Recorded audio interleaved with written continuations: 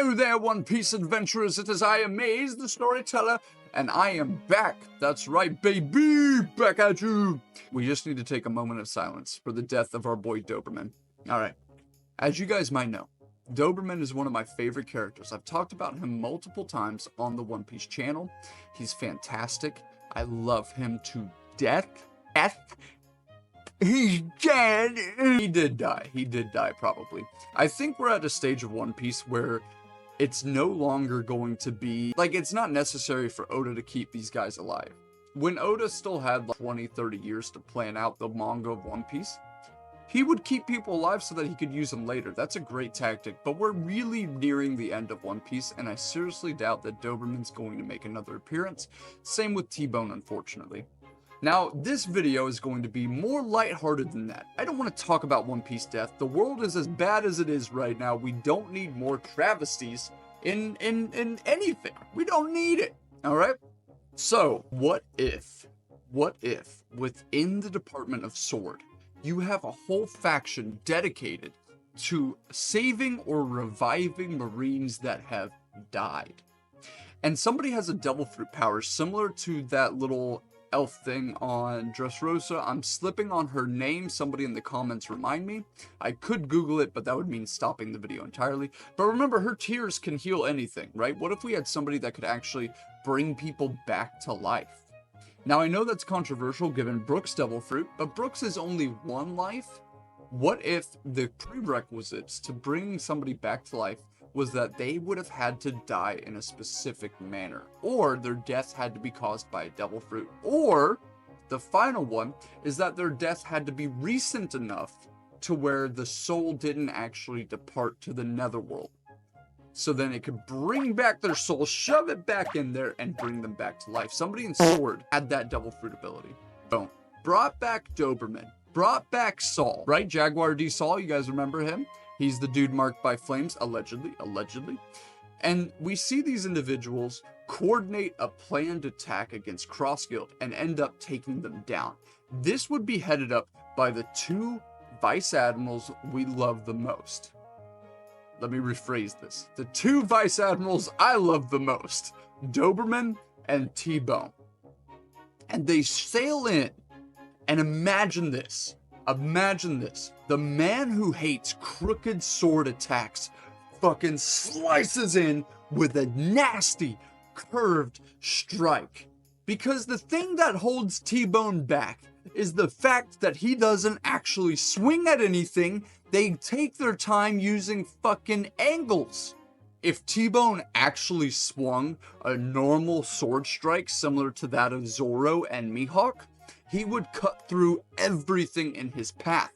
Pre-time skip One Piece, T-Bone was a monster using angles. Post-time skip One Piece, T-Bone should be an absolute tyrant. I'm just saying. So, I had a phone call. I'm going to edit this out. So basically, T-Bone strikes up, walks up to the front. There's epic music. I'll play it in the clip, and he fucking walks up right to the front of the ship. You have this epic moment where T-Bone's standing at the bow of the ship, and epic music is playing, and he has an internal monologue where he's like, I will never let someone's kindness cloud my judgment ever again. And he fucking just cuts the entirety of Berry Island, or whatever it's called, fucking in half. And all of the Crossguild members are like, I thought he was weak. I thought he was bit.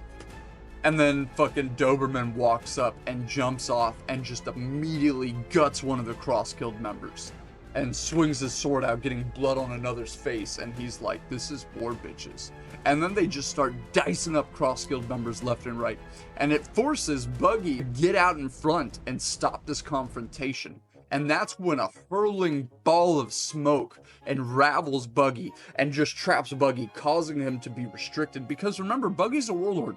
They have information on Buggy's devil fruit ability, right? So Buggy's constricted by Smoker's devil fruit ability, and Smoker's just holding Buggy and just like slams him against the wall, slams him against the other wall, and with his jut slaps him around, right? And Buggy's getting pieced up, forcing Crocodile and Mihawk to act.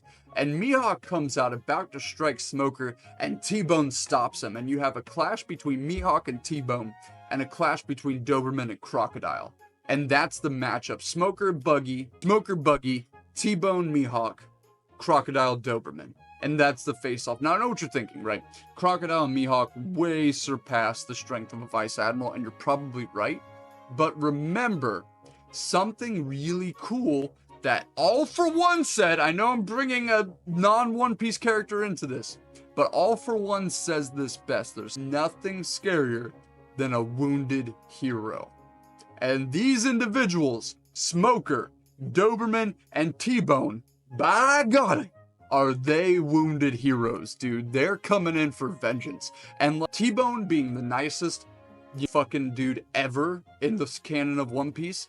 Doberman, the fucking absolute justice dude himself, being smited by the ones he respected most. And then fucking Smoker, who got absolutely cheeks clapped by Virgo, right? Fuck the Marines. Fuck everything. They're taking down Crossguild to prove a point. That true justice does not cower in the wake of chaos. And Crossguild represents chaos, whereas the Sword Agents represent actual justice, actual change. They are super close. They're one step away from being revolutionaries. The reason they exist is because Sengoku knows. And I don't know if Sengoku founded it, full disclosure, but the whole reason Sword exists is because individuals like Sengoku know that sometimes in order to bring order within chaos, you have to go outside the law. And so you have the Sword Agents that I just mentioned, Smoker, Doberman, and T-Bone, piecing up Crossguild. I can't say whether or not they would win. It would just be fucking amazing if this happened. A full-scale war of Sword versus Crossguild. And then, this harkens back to the Bogard video I made. The greatest One Piece theory of all time. Bogard infiltrates Crossguild a day before this onslaught happens. They're totally unrelated, but because of circumstances, they come together. So Bogard, a day before, had snuck in to Crossguild to try and free Garp. Because again, remember, Blackbeard sold Garp over to the Crossguild, and now it's a whole thing where Bogard's trying to free Garp. Basically, because of the onslaught, all the heavy hitters are trying to deal with T-Bone, Smoker, and Doberman. Meanwhile, Bogard frees the nuke that fucking Crossguild has locked away in their basement, which is Garp. It's fucking Garp, dude. Could you imagine fucking Crocodile's getting cocky? And I love Crocodile, but he's getting cocky, and Mihawk's getting cocky too, getting the upper hand. Now, T-Bone and Doberman aren't pushovers. I don't think it'd be an easy fight for Crocodile and Mihawk, especially since they had a time skip 2, meaning T-Bone and Doberman had a time skip 2 to get stronger. So it's very possible that they could hold their own against these two individuals. We haven't seen what Vice Admirals are really capable of when they're in the upper echelon of Vice Admirals. You know, when they're talked about being promoted as Admirals, we haven't seen what those guys are capable of. We've seen the lower echelon. Smoker honestly is the lowest echelon of Vice Admiral. He is because of the time frame in which he was promoted. We haven't seen what a long-term Vice Admiral is capable of. So it'd be really cool to see T-Bone and Doberman actually be able to hold their own against these two individuals. Now, they'd be wounded. They would be really, really hurt. And they wouldn't be able to keep it up very long, but they don't have to. Because as soon as Crocodile goes to deliver the finishing blow on fucking Doberman, because you know Rocky Boy likes to get up and personal, he's like holding him up here, and Doberman's like, fuck you, and Crocodile's like, shh.